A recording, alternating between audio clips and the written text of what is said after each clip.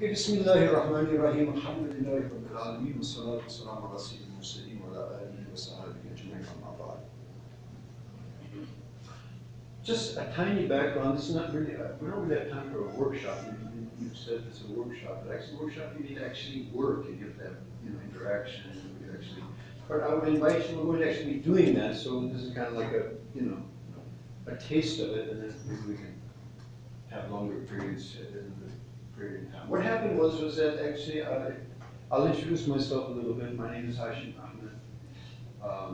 I was born in the United States. I grew up in California and Los Angeles. I grew up as a musician. It's a long story. Khulasa is that by the time I was 20 years old, I've already been through 200 years of life. So finding that, what the people call success and fame and name and money and all that really doesn't mean anything. As a matter of fact, if you'll see, and we have these modules, we have a module in our workshop called Happiness and its Connection with Human Health. And you know what? Statistics show us graphically now. I mean, we used to say this, Quran tells us, this one, the Nabi also told us vividly, that now, when science tells us and we start opening up our eyes, it's very clear in statistics. The more that you look for success and happiness in materials, the lower your happiness level is actually going to be. It's very clear, And the more you focus on that, the more stressed out and tension, you're going to be happy in your life. So anyway, like others, in my era, because in our generation, 1960s, America, California, art scene, Hollywood. So that was a time when people, young people like us, like you in those days, and you're experiencing the same thing. You're not questioning, what's going on here? Why am I here?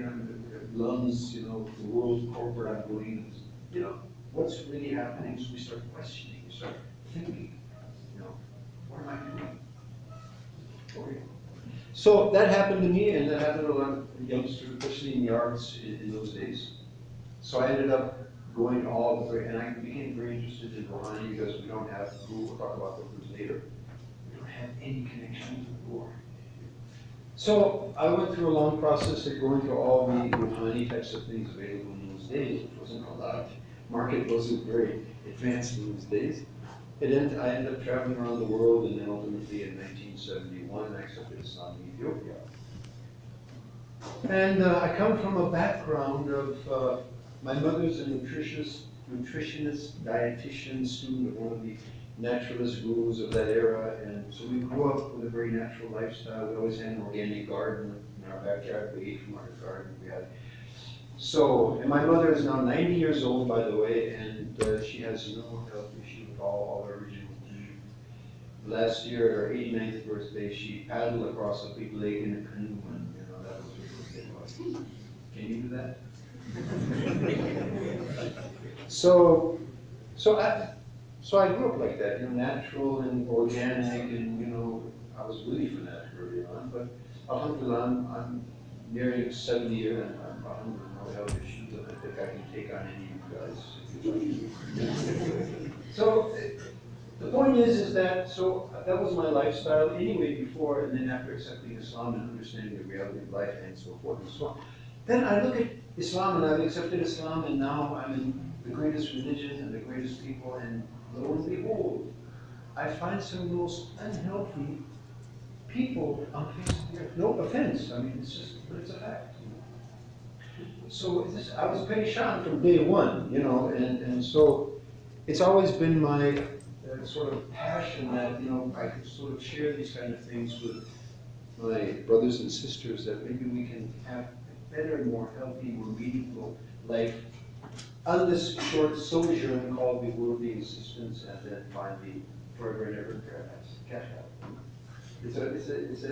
It's a thinkable proposition. Yes? Okay, so first let's start with a question.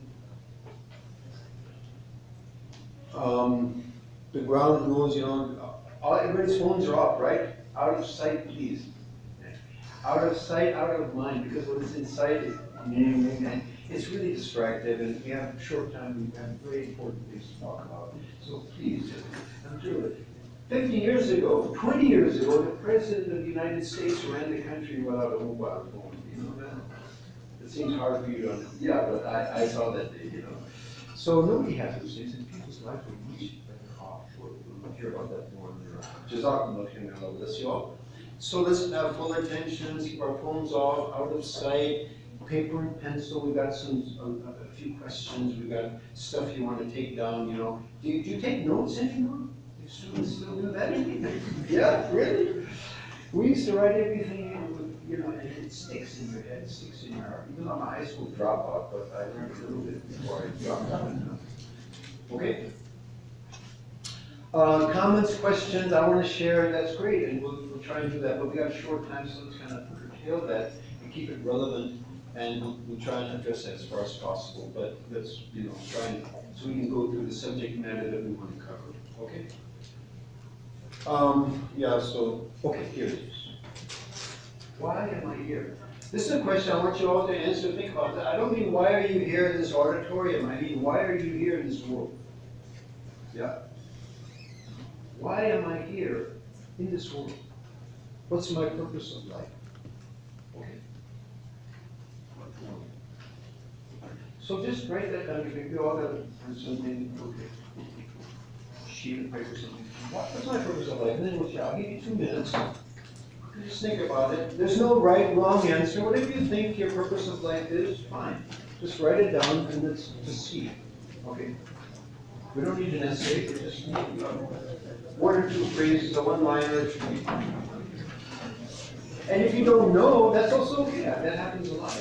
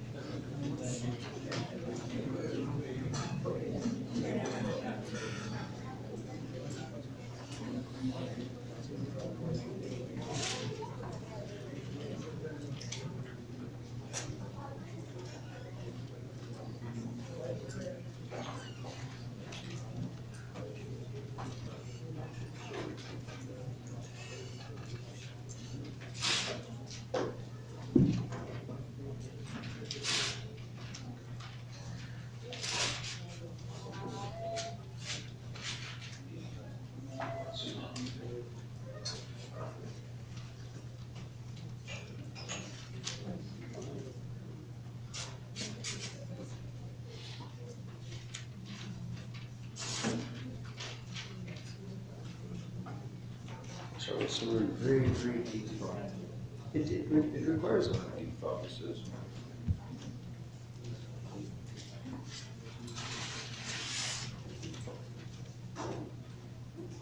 Who would like to share? Okay, would somebody like to share with us what you, yes, go ahead. Yeah, you. To live a life that pleases Allah so that He may enter Jannah. Wow, wonderful. Yes. For the worshipping of Allah. SubhanAllah. Yeah, where else? Anybody got a different answer than that? Yeah. To achieve success in this world and the world thereafter. Success in this world and hereafter. Okay, great. What else? Yes. To be a good person. To be a good? Person. That's great. Wonderful. Yes. So to get a good GPA and work in the corporate sector. Excuse me? To get a good GPA and work in the corporate sector to be the best. To the best. Okay. Wonderful. Yes. To follow the footsteps of my Prophet, Prophet Muhammad, peace be upon him, and he is Allah. Well, I guess the main purpose of life is to worship Allah, as Allah says that مَا خَلَقْتُ الْجِنَّ وَالْإِنسَ إِلَّا لِيَعْبُدُونِ. You know something? It's Allah. Yes, yes. Can we tell if we're not sure? Excuse me? Can you tell if we're not sure? I'm sorry? Can you tell if we're not sure? Yeah, absolutely. I'm not sure. Yes, let's be honest. That plenty of people have given that answer. Let's be honest. Let's be honest, really. I was asking this, I had no clue.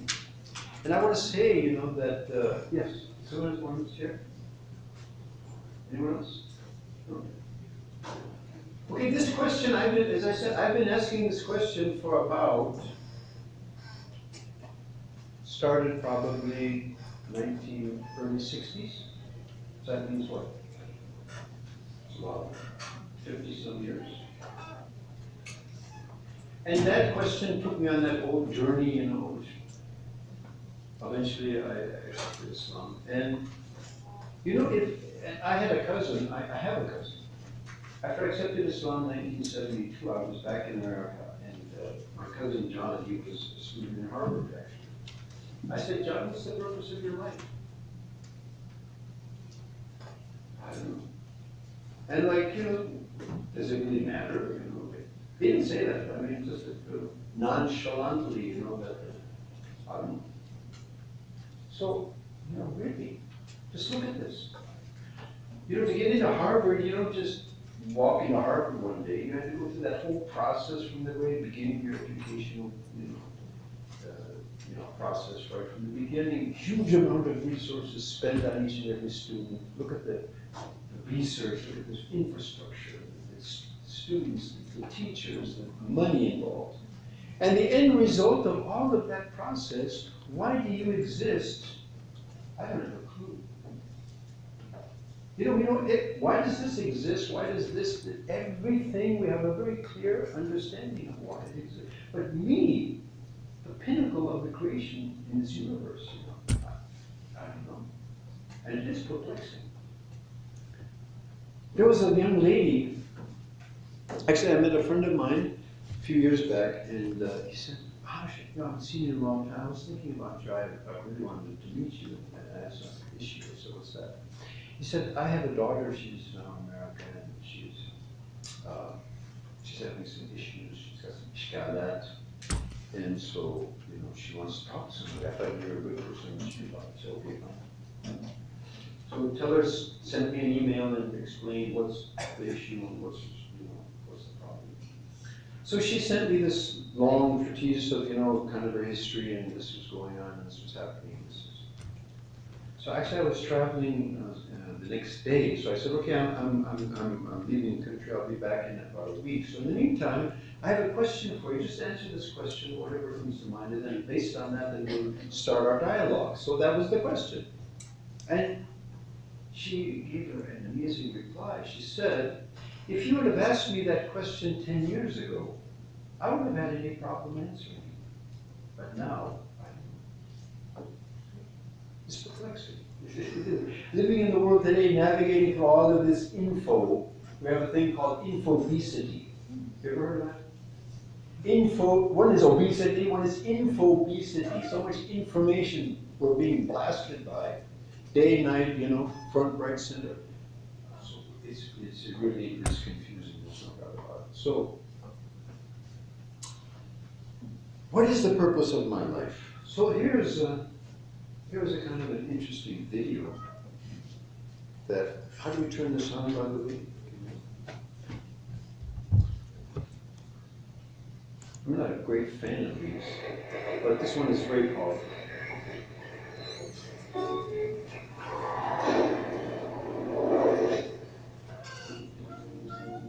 What are we doing here, and where are we gonna go? It's like we just woke up one morning, and then it's welcome to the show. Don't ask any questions, just go with the flow. Make as much money as you can, and try your best not to get broke. Copy everything you see on the TV, from the hairstyles to the clothes, and don't think too often, just do exactly as you're told. And if you ever get confused, then just turn towards the alcohol. You still hear your thoughts, then just turn up the radio as you learn to live a lifestyle of drugs, sex, and rock and roll. But in all honesty, I just need to know, is there more to the cycle than growing and getting old? Living and dying just to leave behind a happy home and a whole lot of property that somebody else is going to own. I just really need to know before the casket's closed. Cause I'm not willing to gamble with my soul, nor am I ready to take any chances. These are just simple life questions, and I'm just searching for some answers. Like, what are we doing here? And what is our purpose? How did we get here, and who made us so perfect? And what happens once we go, or is this world already worth it? Questions we don't answer because apparently we don't really have to. There's no purpose to this life, and our existence is merely natural. Then in that case, please let me ask you, did you create yourself, or was it somebody else who had fashioned you? Because you're a being that's impeccable, faultless, and unparalleled. You're a product of supreme intelligence, and I'm merely being rational. For there isn't a camera on this earth that can come close to the human eye, nor a computer that can compete alongside the human mind. And if the whole world was to come together, we wouldn't be able to create a single fly. So many signs, yet we still deny. As science tries to justify that all this could come from none, when it's a simple sum. 0 plus 0 plus 0 cannot possibly ever give you 1. So from where did all this order come? But everything has its origins, a maker, a creator of its own. I mean, the only reason you're watching this video is because somebody had to press upload. So we can believe in the Big Bang, but I'd rather believe in He who caused it to explode.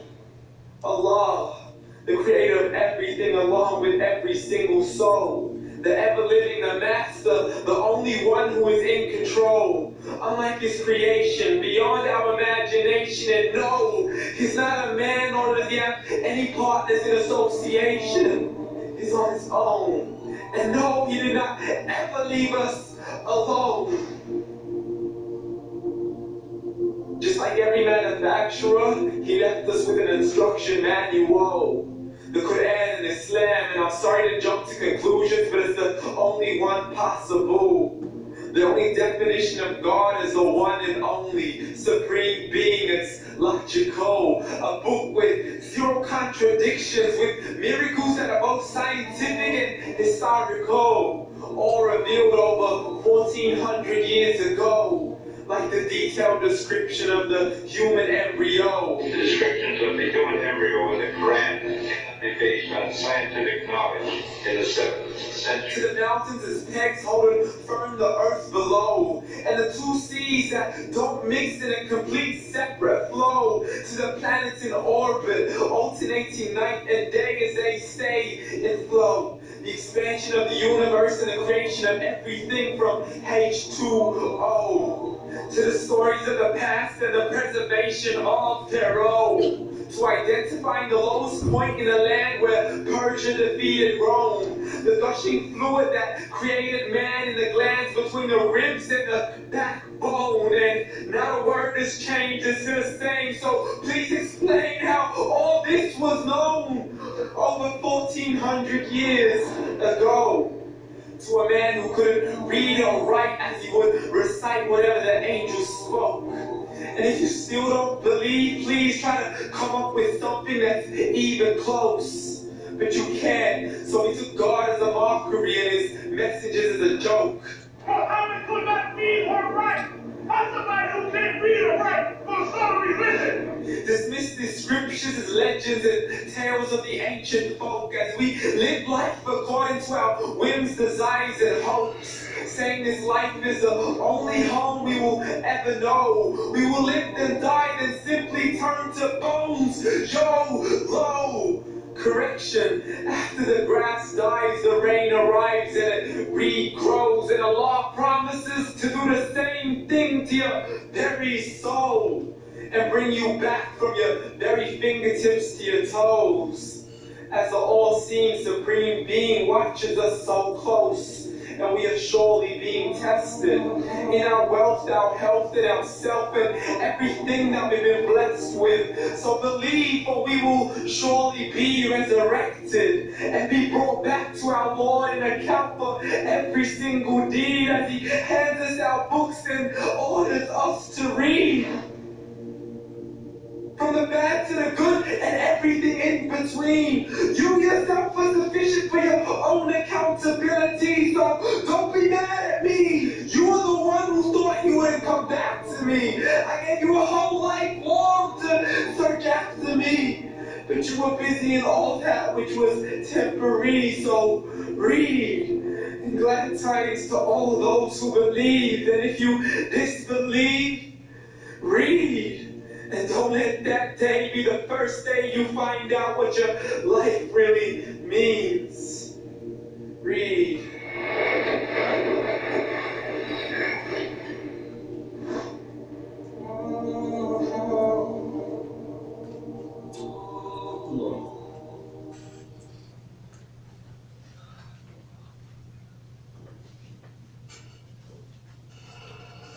Excellent. Powerful. So the meaning of life, yeah. Okay, now we have a concept. Let that digest a little bit. That was a pretty heavy dose. Now we have a concept that we need to understand, because we're going to use this a lot. We call it a paradigm inversion. Now, we've probably heard of a paradigm shift. Yeah, paradigm shift. And this is my paradigm. I shifted over here. Okay?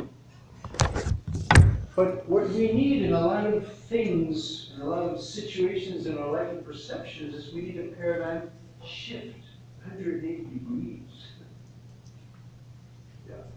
So, the first paradigm is called a material paradigm. Material. Well, from material, go back to material, that's it. You know?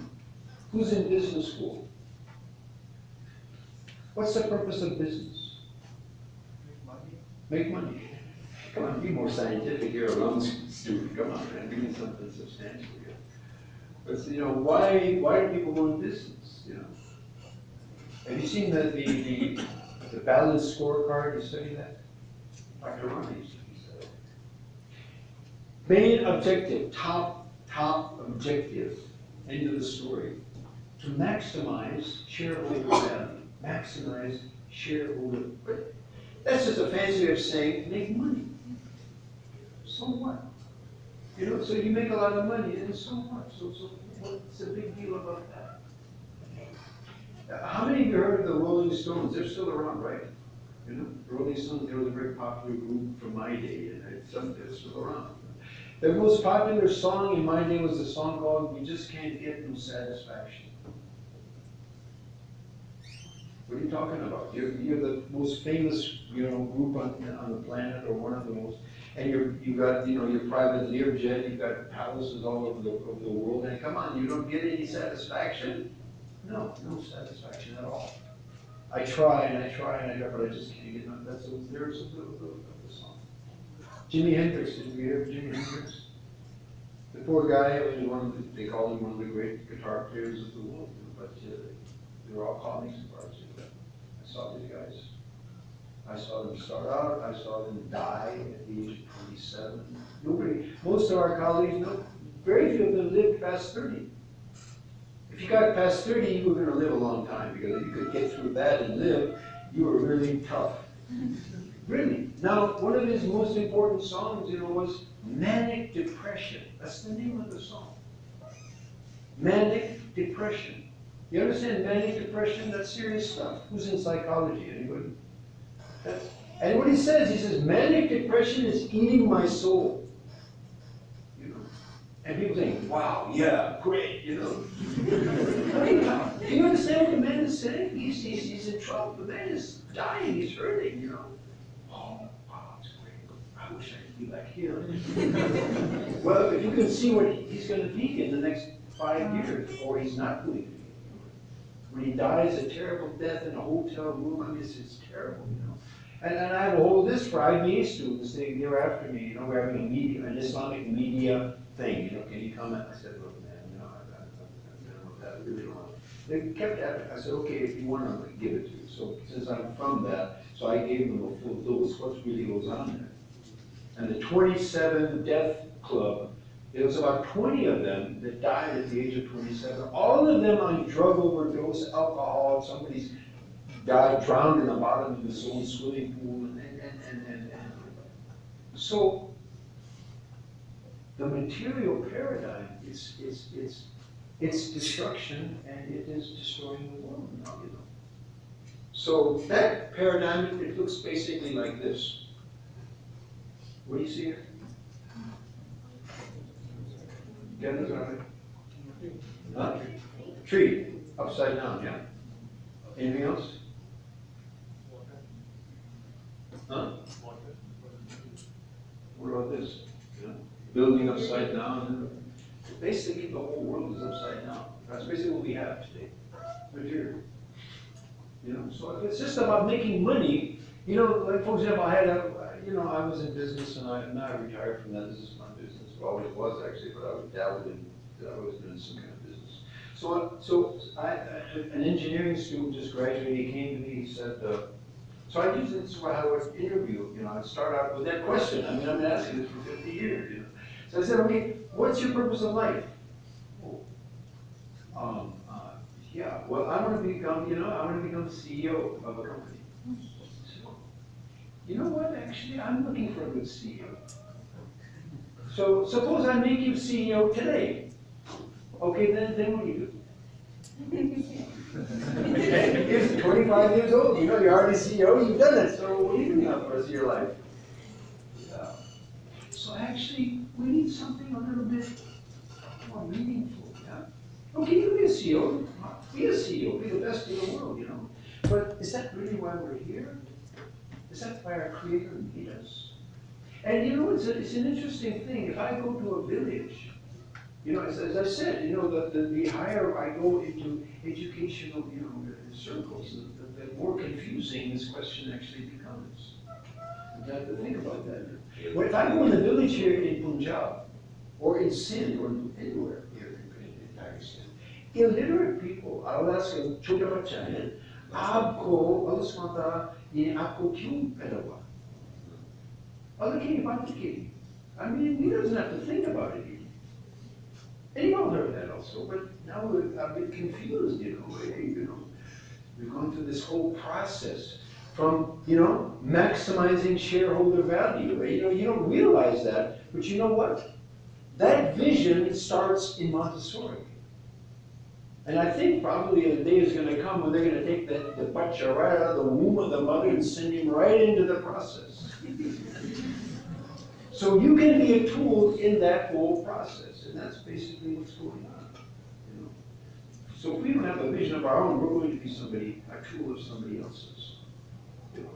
So my generation in America, we kind of got hip, as we say, got hip to that. I mean, we realized, you know, we're being used, the world is being devastated, and so we have to do something about that. We didn't know what to do, but anyway, so your material paradigm is basic, and that's what most of the world is actually where we are. So what we need to come up with, or what Allah subhanahu wa ta'ala, our creator, has given us, is a different paradigm. It's called the Urubiyya paradigm. Has any of you heard this word, Urubiyya? Yeah? 6 years before. You heard it from me. Actually, it's a very common, it's a very substantial word in the Arabic language. Somehow it didn't enter into Urdu language. But ibadat did, right? It's simply about it. We're going to explain this in detail, inshallah, in just a bit. But this is a different paradigm. In fact, it is the opposite paradigm. And it looks like this. That's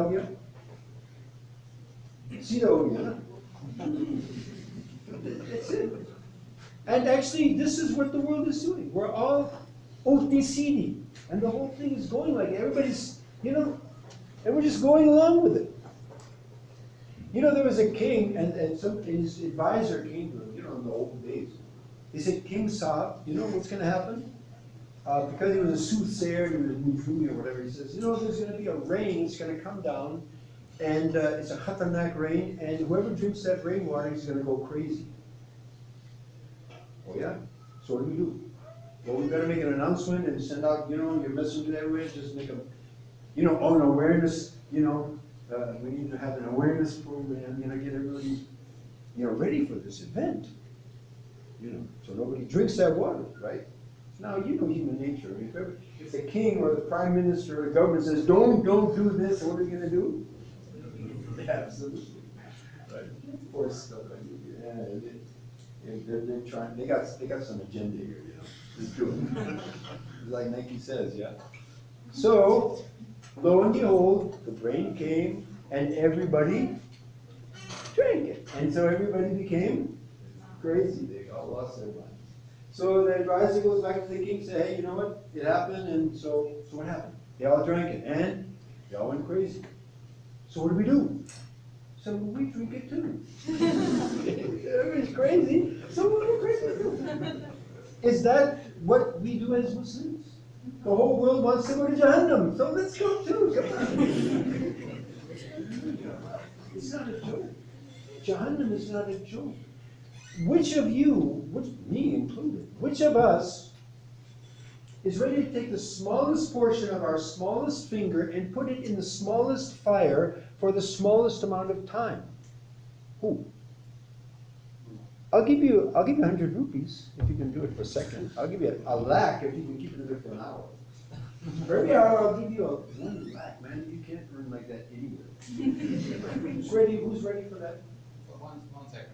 1 second? I won't even test you.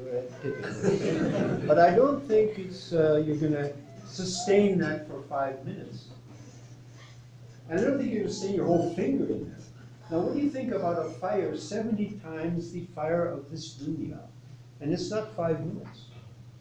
It's not 5 years. It's not 5 millennia. It's forever and ever and ever. كلما نضجت جلودهم بدلناهم جلودا ليذوقوا العذاب. Every time the skin gets burned, we replace a new skin to experience that torture. It's not a joke. Jannah is so fabulous, but the azab of this one is horrendous because He gave us everything. He gave us faculties to use, to know Him. And we were, just like the video said, that you are too busy in what is temporary. Money making that would give you no degree of happiness or satisfaction or success. But I gave you all the signs, I gave you eyes, I gave you ears, I gave you all the faculties to understand, to look after you. But you do it.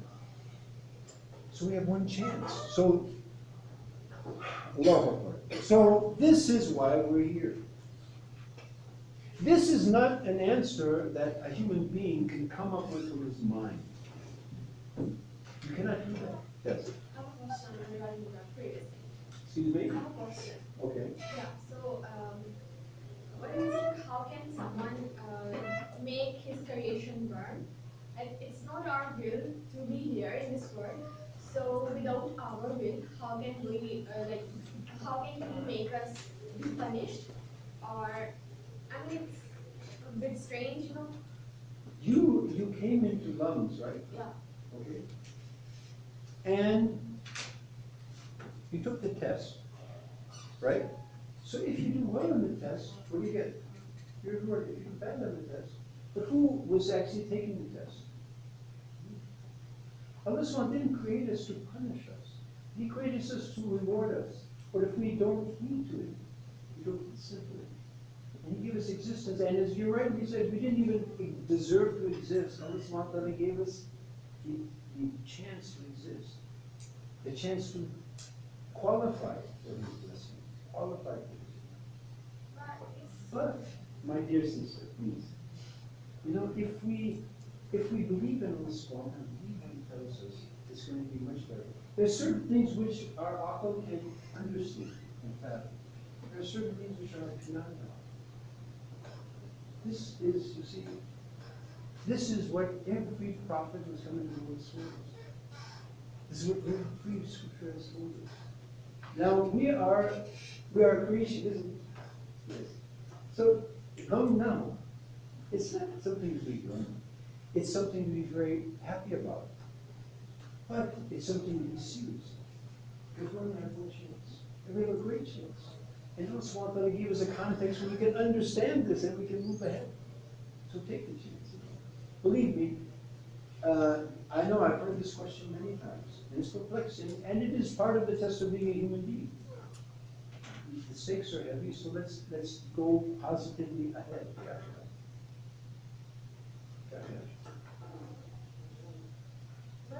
But that is you put your hay. So be patient with us, be patient with me as well, be patient with yourself, and know that Allah SWT didn't put you here for nothing. You obviously didn't create yourself, He created you. And He sent this message, so it's good for us to pay attention to what He says. Yeah, it'll be better for us. Sometimes we understand, we don't. Our mothers and fathers told us, "You karlo, tune." But 20 years down the road, somebody died, you know? So if we're patient with Allah subhanahu wa ta'ala, okay? So again, as I said, you cannot come to this conclusion. You know, the philosophers of the world, they actually they had the same problem. You know, they couldn't make it out. But if we understand Allah, and we understand this is Allah's message, He said, I created you for my continuous worship. مَا خَلَقْتُ الْجِنَّ وَالْإِنسَ إِلَّا لِيَعْبُدُونَ I have not created the man and the woman except for my continuous worship. He has created us for His slaves. If we enter into slavery willingly, khushi say, for a few minutes, the day of Qiyamah is what? 50,000 years, according to our Kitab Hisab, and no single injustice will be done to him. 50,000 years. So our 100 years, if a day, 24 hours, equals 50,000 years. So 100 years life, for example, equals what? Math. A lot of years. Without calculator. Huh? Come on, from the head, like we used to do when we were kids. Huh? 365 and 1. Come on, I want some rational. How many minutes is that? Hours. 24 hours is 50,000 years, okay? 100 years equals how many minutes? Okay, I'll tell you. 2.5 minutes, approximately. So 2.5 minutes life, basically. I mean, we're here, we're going tomorrow, man. So it's a short time. Just pay attention to our Creator when He's telling us, do it. You know, it's going to be better. And 2.5 minutes of life is short lifespan, and then forever and ever and ever and ever. So this is what it is. So ubudiyah, now we'll go back to this word ubudiyah.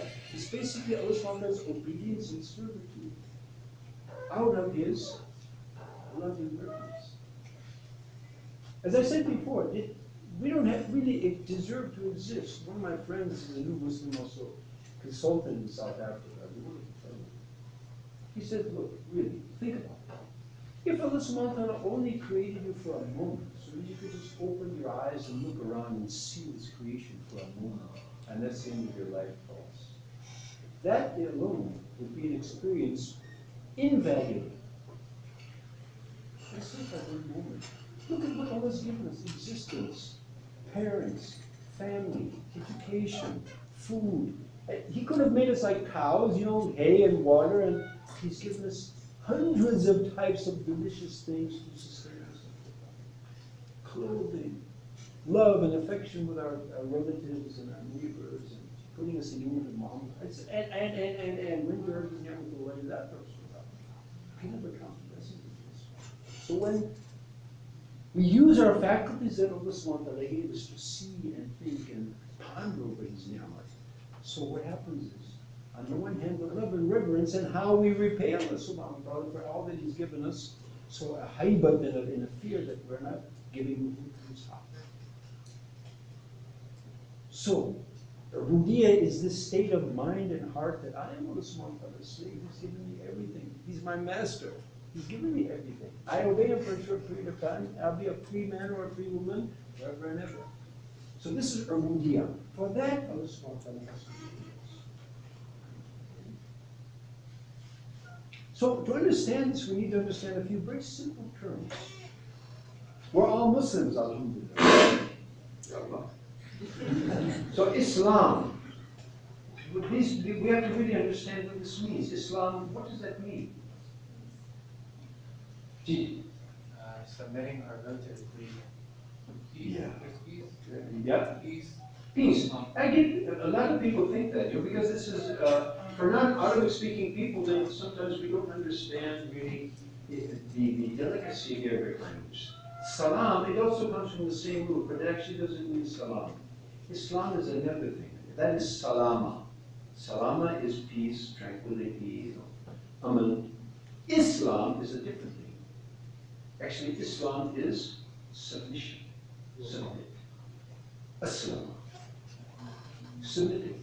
So Islam is not a conglomerate of philosophies or theories. It is a state of mind and heart. It is an actual, active submission. That's what Islam means. And that's why inna dina inda Allah Islam. The religion has always been Islam. It has always been Ibrahim alayhi salam, Isa alayhi salam, Musa alayhi salam. All the prophets, that's all they taught. Submit to Allah, your creator. And from time to time they came with revised editions of that system of submission. So then what's a Muslim? Huh? DD? People have had this before, you don't qualify to so we want new people to think. Yeah. Yeah. Muslim. What is that? Yes. Exactly. Ism file, right? Active participle. So it means the one who submits. So if actually we're submitting to Allah, then actually we're practicing an operation in Muslim. If we're not, then practicing operation it's questionable. You know. So what is deen then? The way of submission? Yeah, more or less, yeah.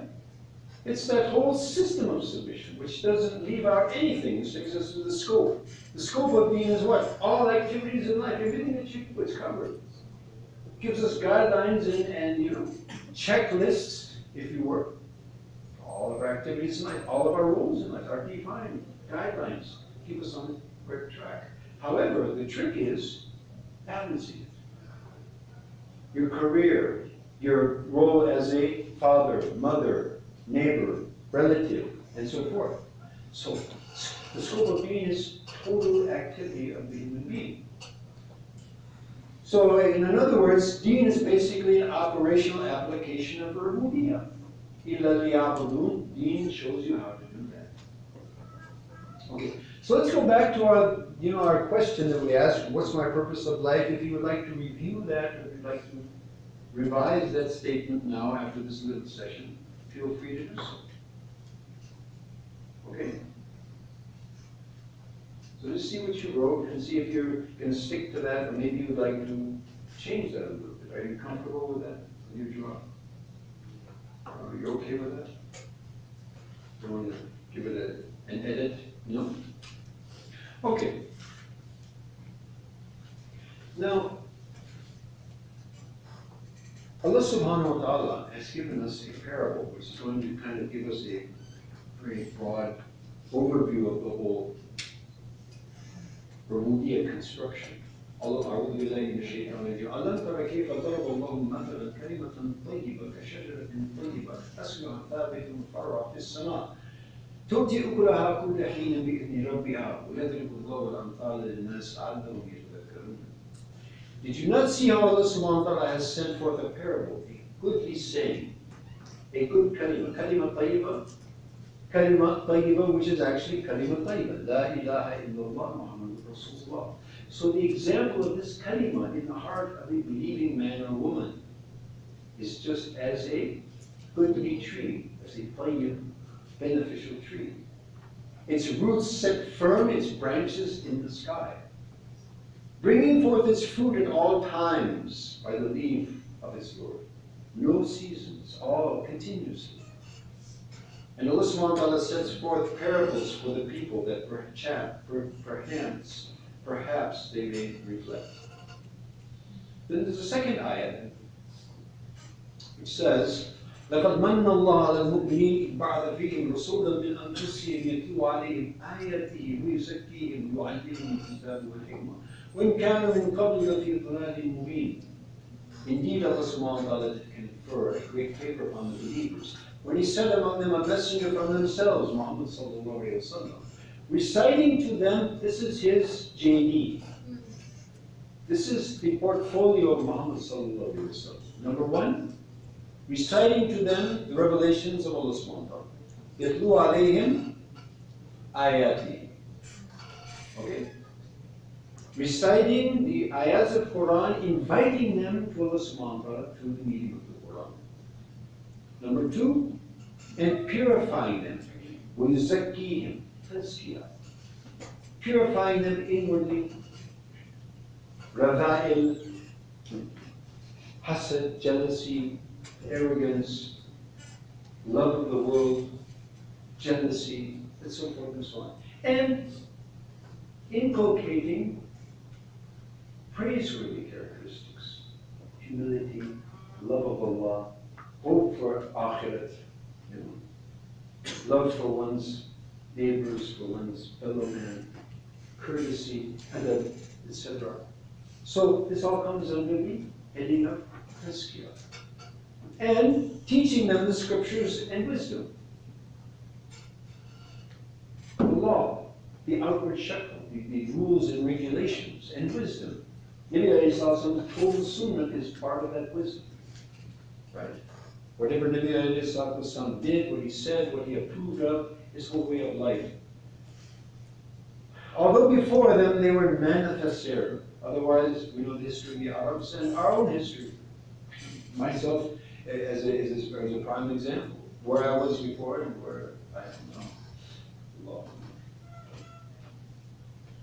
So, if we, this again, my daughter made your for that Allah gives her ability to actually put this, she made this little graph while she was a student. So, this kind of illustrates the whole process. Now we have a little exercise here for you all. I know you love exercises, right? You get them every time. So, what we're going to do is, we're going to,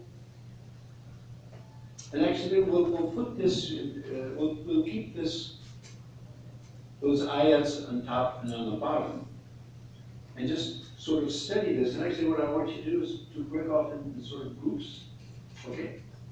And discuss a little bit. Usually we give manuals for this, but see how can we do this? Let's look at the question. Okay, here's the questions. Then we'll go back to write down the questions. Can we make groups, 5, 6 people, maybe one line or, And what we'll do is write down, somebody in your group, write down the questions, and then we'll come back to the slide so that because you need to study the slide, and then on the basis of the slide, you're going to have to answer those questions. So the questions are, this is the exercise.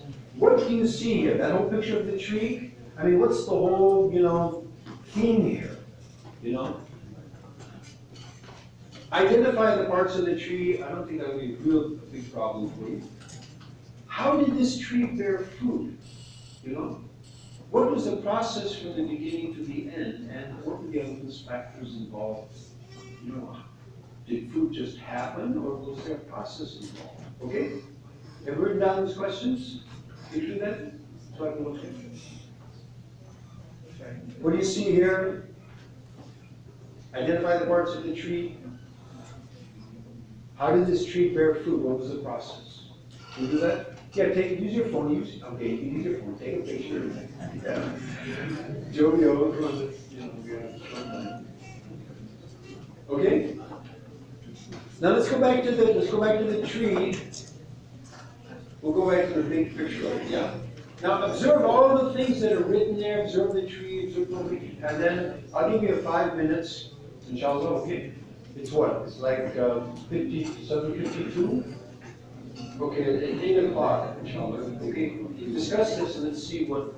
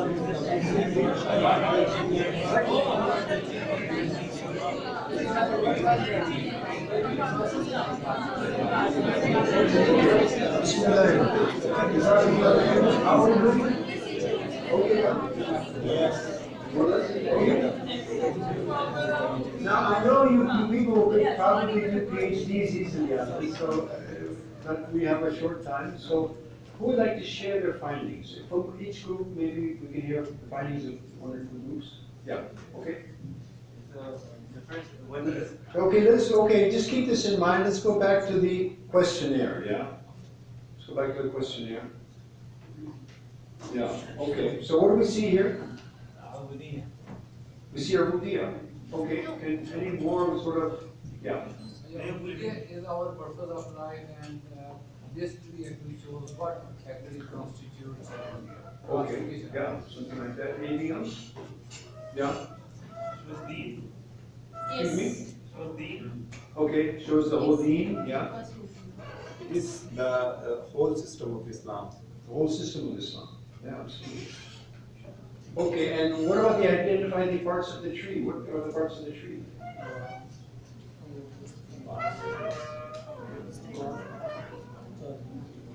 Yeah. What are the parts? No, the parts of the tree. Tree has parts, or is it Roots. Yeah. Roots. Yeah, roots. Stems, branches, and fruits. Fruits, yeah.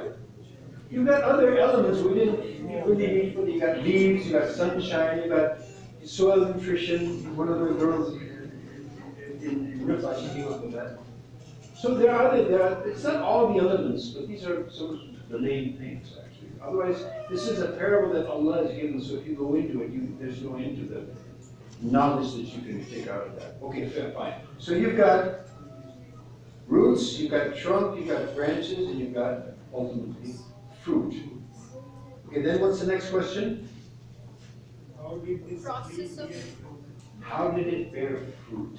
Yeah. Okay. by watering with Tani, Dawa, and the Yeah. roots are Okay. Okay, that's the start. Yeah. And then? following Sunnah, Sharia, Nasiha, Ikhlas, Yaqeen, Iman. I have a question here. Are these just, you can't put them all in one place, so is this actually, there's a tartib here, or they just put them there because, or is there actually a sequence here? Is this sequential or non-sequential? Sequential. Is this sequential? Yeah. Sure? Yeah. Yeah? Can you explain that? Yeah.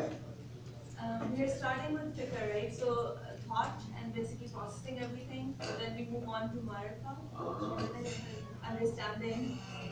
And that leads us to iman, faith, which will lead us to yaqeen and so forth. Yeah, and then, okay. Yeah, subhanAllah. Any other sort of pertinent observations here that we'd like to add? Yes, I would like to add one thing, that the whole system of deen is based upon this fikr. Fikr. That's the base. Subhanallah. First thing is, okay, it's interesting that, and we didn't come up, this is just time sort of making a graphic image of what Allah subhanahu wa ta'ala is saying. It's not like my example or anything like that. We have nothing to do with it. We just try to graphically illustrate that. But the other ayat mentions the as we say in Arabic, wada'if, the JD, the portfolio, what does Nabi Sallallahu Alaihi Wasallam do? He does three things. Dawah, tarbiyah, ta'lim. Now, it's interesting that a tree, it's a plant, right? Plants have 3 macronutrients. Did you know that? Botany, anybody? No? Everybody's into making money? Botany, you can make money too. Big money, actually. Bonsais, stuff like that. So plants have 3 macronutrients: nitrogen, phosphorus, and potassium. Right? NPK. You ever seen, there's fertilizer, NPK, potassium, nitrogen, and all this. So it's interesting that human beings also have 3 macronutrients. What are they? Tani, Dawa, Tarbiyah. Well, yeah, but physical macronutrients. What are they? Carbohydrates. Carbohydrate, Proteins and fats. protein, and fat, right? And this tree, interestingly, also has 3. So actually, as we mentioned before, hadith, you know, it actually signifies that and actually identifies that actually this method, it's the example of the kalima when it's alive in the heart of a movement. Yeah. So this tree is actually the personification of a mu'min or a mu'mina with kalima alive in the heart. So what happens is that the macronutrients of the growth of this tree, and obviously it doesn't grow in a day, it takes time. Dawah, it starts with dawah. Dawah is what? Invitation to Allah. Invitation to the actions that please Allah. Invitation from this short life to the real life. Here, that's dawah. Everything is not dawah, that's dawah. Invitation. Allah invites us to the Dar Salam, to the place of Salama, Jannah. So it's an invitation. So invitation starts, and what happens? We start, as our sister said, we start thinking about it. We're thinking about it. We start thinking about it now. Okay? And that fikr, you know, starts developing and it turns into ma'rifah. We start looking around, subhanAllah, this sky, these mountains, the sea, myself. Do you know how many cells you have in your body? How many? Trillions, maybe? Not maybe, definitely. 90 to 100 trillion cells you have in your body. And do you know how many atoms make up a cell?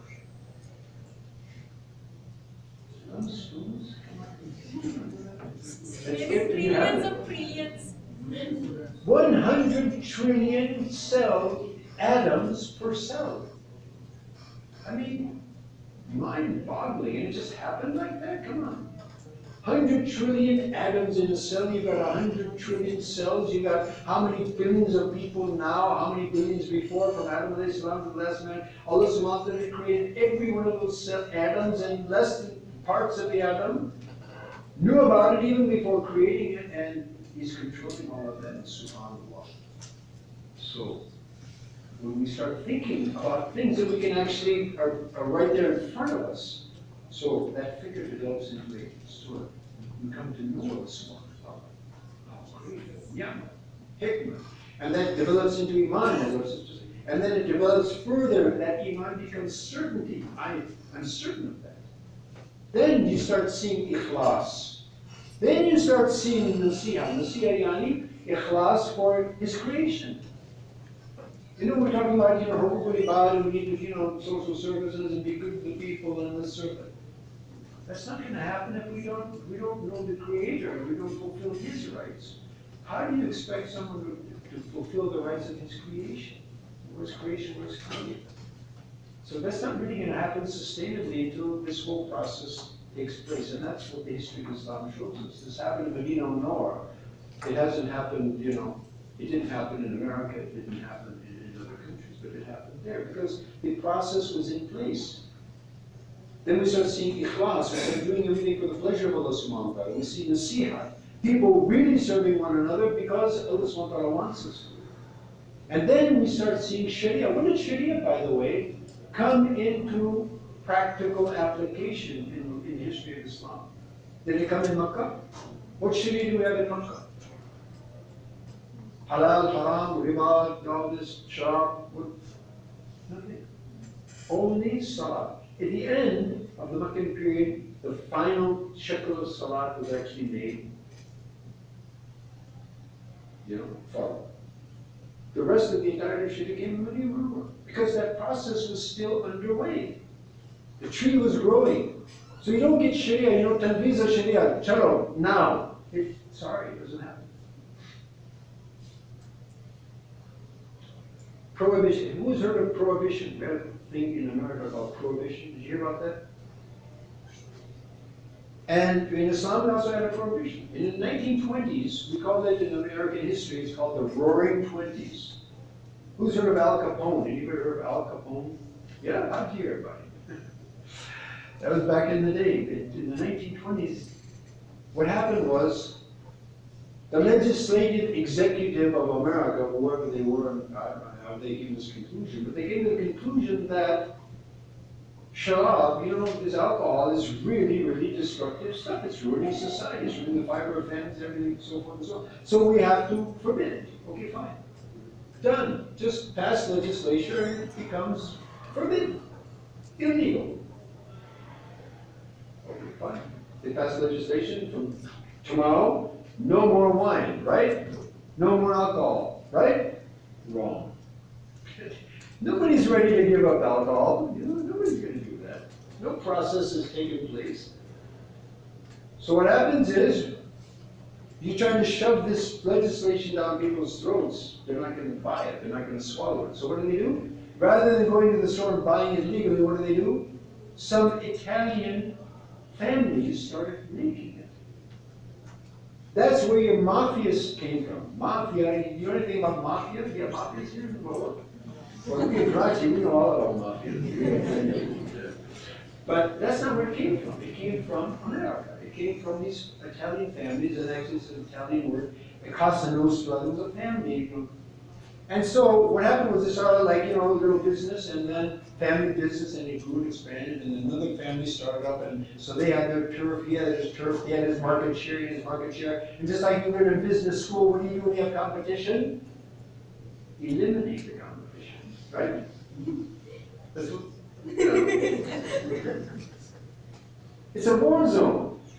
But here, it is actually eliminating the competition. They do that there too, but it doesn't show up as graphically. But exactly that's what happened. So we had in America, in all the major cities, Detroit, Chicago, New York, Los Angeles, San Francisco, Dallas, all these, they were flowing with the blood of the gang wars of these Italian families that were bootlegging all of this, you know, all of this alcohol that they were producing.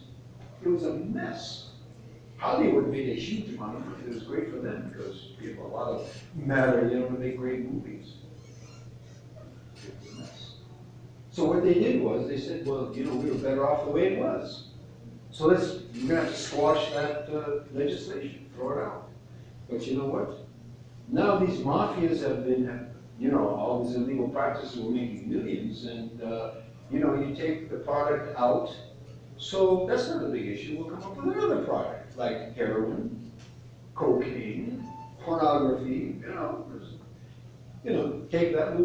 So through that, you're never going to change behavior of human beings through legislature. Forget it. We're not saying forget legislature, but don't think you're going to change behavior. The behavior of the early Muslims was not changed by legislature, it was changed by this process, by dawah tarbiyat. And when this process came to this level, where the vast majority of people wanted and they would not accept this legislature, then Sharia came to protect the vast majority who would not live other than in that Sharia. When the elder prohibition came in Medina Munawwara, who had it in his mouth, he spit it out. He didn't have anybody with a gun on his head. Who had it in his hand, threw it in the street. Who had it in his house, the gullies of Medina were running with wine. There was a caravan coming from Syria. Wine. The whole thing was wine. I mean, the guy's gone all the way to Syria, all of his investment is there, and he's coming back to Medina Munawwara, and some Sahabi is on the way, and he said, hey, well, what's this, man? There's a whole caravan of wine. Yeah, so you didn't hear that? It's prohibited now. Yeah, really. Took out his knife, tuck, all the wine into the sand. Can legislation do that? No. So now suppose that was me or you. She's up. What do you think? Here, we have an issue here. Can we talk to the Mufti about this? कुछ हल निकालो भाई हमारा सारी रास्ता you know. If you don't like his fatwa, we'll get another one. Relax, don't be anything rash. Deen used to, you know, Deen is easy. But that's not how they wanted to go to Jannah. They really wanted to please Allah. They wanted to go to Jannah. They didn't want to go to Jannah. They wanted to go straight to Jannah. And so a caravan of wine, so what? You know, no issue. You know, they have a big issue now today. You know, this these archaic laws that Islam, has. Like for example, Rajam Zani, the adulterer or adulteress is stoned. Come on. Yeah, it was there in all of the Sharia. But you know what? To have that implemented, you know what you have to have? You have to have 4 people witness the male organ. Sorry, it's a bit graphic, but I'm going to explain that. The male organ entering into the female organ. We have to see that 4 witnesses. If 3 witnesses see it and they say we saw it, and they're pious people, and they don't come up with a 4th, they all get 80 lashes for qadhaf. You know qadhaf? Yes. 4 So you know what? Until today, that's never happened. Alhamdulillah. At least Muslims, nobody's gone to that extent, to that audacity and impunity. But Rajam has taken place. It took place in the time of Nabi Sallallahu Alaihi Wasallam. There was a woman, she came to Rasulullah Sallallahu Alaihi Wasallam, said, Ya Rasulullah, cleanse me. Ya Rasulullah, tahir me. Clean me. She said, Ya Rasulullah, I have committed adultery, and I want to be cleansed from this. Rasulullah Sallallahu Alaihi Wasallam, he said, well, probably you didn't do that. Probably you just did something close to that, but you didn't really do. No, I did that, and I'm pregnant for that.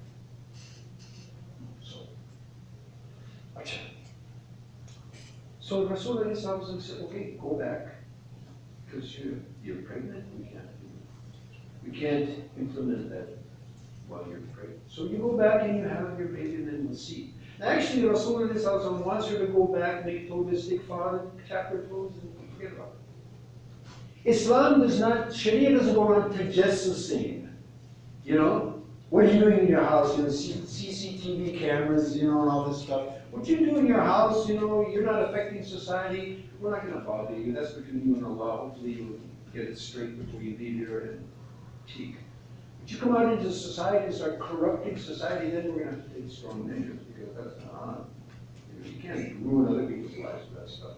So the idea is satar, cover it up with istighfar, tawbah, and inshallah. 9 months down the road, she comes back and says, Ya Rasulullah, this is the baby, now cleanse me. So Rasulullah says, but the baby is breastfeeding, so let the baby out, and then we'll see. Again, hopefully we won't see her again in that context. It should make us what the chapter closed. She comes back with the baby eating a piece of bread. So Ya Rasulullah, okay, cleanse me. So now, the Prophet being the most merciful creation that ever lived, but this is an order of Allah. You cannot, there's no gunjaish. It's not, this is my relative, or, the royal edict we can give. Well, this is Allah's commandment. We have to fulfill it. So the order was given, she was stoned. Among those who carried out that was Khalid bin Walid, and some of the blood from that woman splashed onto his, and he started cursing this woman. Nabi Sallallahu got furious with this. Keep quiet. Do you know that this woman has made such a tawbah? If it was spread over the entirety of the people of Medina, it would be more than sufficient for all of them. So tell me, was that done by legislation? Did we pass an order that any Zani is going to be rajam, and we got this? We got that from this process. Now imagine that woman. Yes, it looked terrible to us, but can we imagine where that woman is now? Since that time until now, and where ultimately forever where she's going to be. As a matter of fact, the person who does a sincere tawbah, their bad deeds are converted into righteous deeds.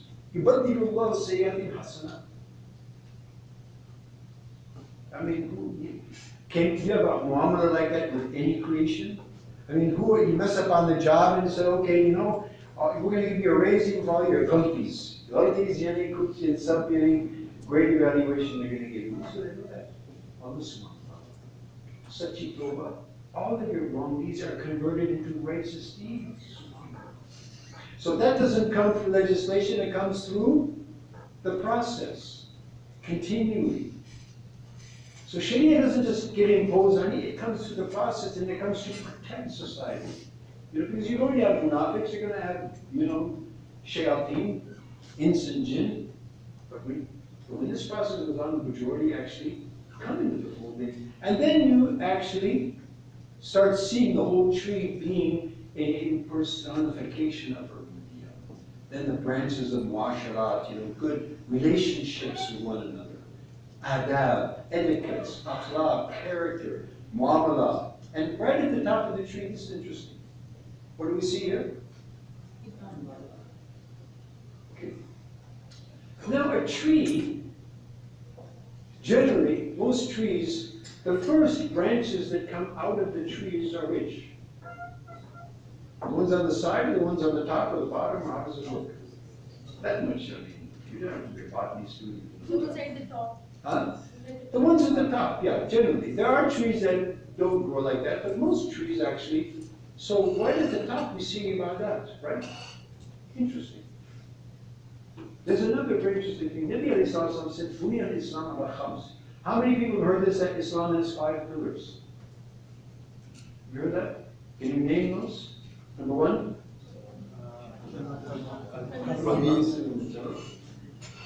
Kalima, right? That's ibadah. Ibadah of the tongue. Kalima, then? Namaz, then? Rosa, Hajj, Zakat. All of those things are what? Ibadat. So leadership says that Islam is built on five pillars. All of those pillars are ibadat. So where's the rest of it? Where's all your muasharat, your muamala, akhlaq, halal, haram, hudud, sharia, hukumat? All that? It's not even mentioned. Right? Or what?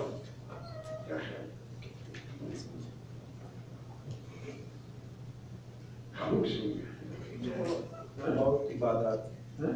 It's all about ibadat. Muamlat, adab, ikhlaq. When we follow these things according to peace be upon Sallallahu Alaihi Wasallam, it's all become ibadah. That's true. But, yeah, that's true. But let's get a little bit more specific. I mean, only ibadat is mentioned here. Yes? With the pillars are built to support something. Yeah. You don't just build pillars. Yeah. Suppose, I say, this auditorium is built on 10 pillars. Okay? So you know what? So I built 10 pillars and I invite all of you to the presentation. I don't even have seats, I don't even have lights, I don't have anything. I just have 10 pillars. So Sheikh Hashim, showed you. I didn't just see these 10 pillars. Come on, everything. There you are. We don't have an auditorium yet. We have 10 pillars. However, since we don't even see pillars after you build it, right? Suppose we say, well, why do we have to put pillars there in the first place? Because you don't even see them, so why waste the time and money, resources? Quick fix, let's throw up the walls, the roof, and we're building on top of the roof, And then, so we call everybody for the presentation, we see something great, and it says, Allahu Akbar, and the whole thing collapses. And everybody's janazah. Yeah, so, and actually this is what's happening in the name of Islam all over the world. We want to tanfiz Sharia, we want this, we want to do that, we want to put in that rule. And we haven't gone through the process. We haven't actually established these pillars. So everything just collapses, and that's what we see all over the world. We didn't go through the process. Yeah, that process is a long time, man. But I'm sorry, that's what you have to do. That's how it's done. We're hungry, we want wheat. Okay, plant some wheat, 3 months down the road. Yeah, we're hungry now, come on, 3 months. That's how it works, That's how it is. And as our brother was actually, he was getting right to the point. The point is that we are created for a ubudiyah. That's that kayfiyat of feeling oneself as being a slave, being a servant to his master. So what's going to create that kind of mindset and heart set? Halal and haram? Ta'aleem? I don't think so. This is halal, this is haram. Is that going to make you, very subservient to Islam? Just to have that information? How many Sharia compliant economic products, financial products do you have in Chase Manhattan Bank, which non-Muslims are dealing in? So they know all about halal and haram. Did that bring them closer to rububiyyah? No. It's ibadat that bring that sense of rububiyyah. Salat, Saum, Zakat, Hajj, Zikr, Tilawat, Istighfar, Tawbah, Dua. These ibadat, these create a sense of being a slave in front of Allah subhanahu wa ta'ala. Not these things. And then when we have that sense, then we can actually apply effectively all these branches. So when we have that basis of ibadat, then all the other branches and all of the other regulations, etc., in Islam are doable. Otherwise, they're not doable, actually. Or they won't be in the correct perspective. Okay? So, what else do we want to say about that? I think this. Yeah. Allah subhanahu wa ta'ala give us tawfiq to actually enact that process. Say Ameen. How much time do we have, by the way? Where is the management?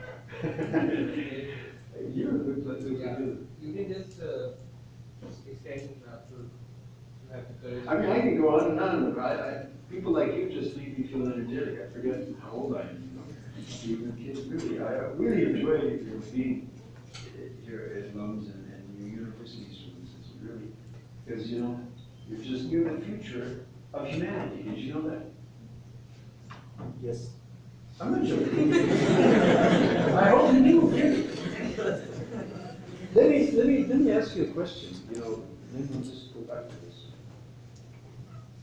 I mean, we don't have to do a study to understand that the world is really on the brink of collapse, in every sense. So who's going to fix up this mess? I mean, really, are people coming out of Harvard Business School, are they going to solve the problems? Or do most of the problems come really from this kind of thinking and that paradigm? I mean, why are we in such a mess as it is? That whole material paradigm, that is now overridden everything. It's just dominating everything. So who's going to change that? That paradigm inversion that needs to take place on so many fronts, on so many levels, in every sector. Who's going to do that? We did that before. It's not like it's not doable. We did that.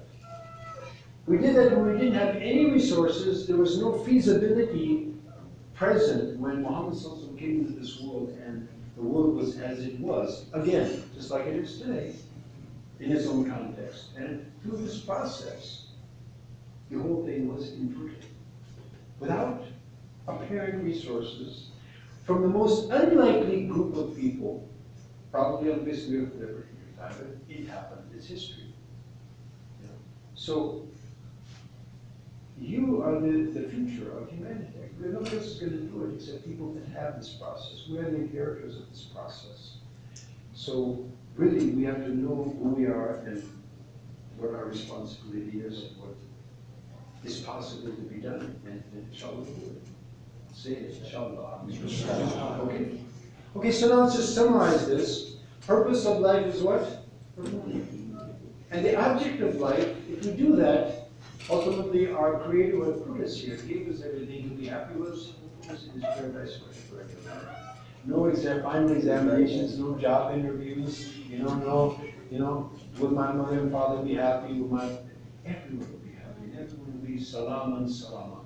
So, for that summary, Allah subhanahu wa ta'ala give us all tawfiq, and ultimately, ya ayyuhan nafs al-mutma'inna, O you soul at peace, irji ila rabbiki radiyatan mardiyah. Return to your Lord, pleased and pleasing to Him. Fadkhuli fi ibadi. This is very significant. Enter among my who? Slaves. Those who were slaves in that world, and not slaves to the passions and fashions and trends, but they were my slaves. Now enter among my slaves who have now become emancipated. and will live as free men and women enjoying forever and ever. فَادْخُلِي جَنَّتِي, enter my Jannah. Hello, mommy.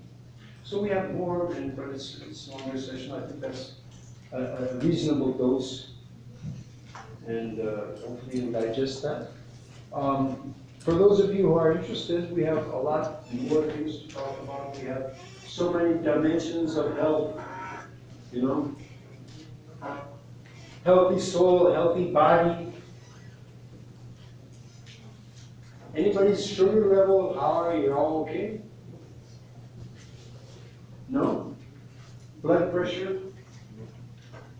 No?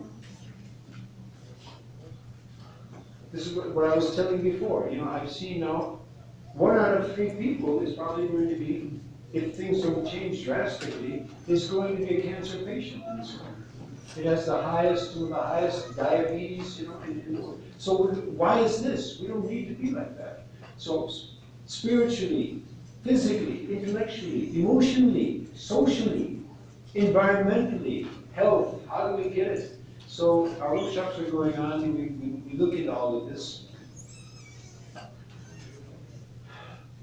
from all of these angles, and so inshallah, those of you who can join us this weekend on Thursday, Friday, Saturday, Sunday, we're going to be talking about more about this Rouhani and about physical as well. So if you can join us, please do, and hopefully we'll come back and look into all of these type of things. Okay.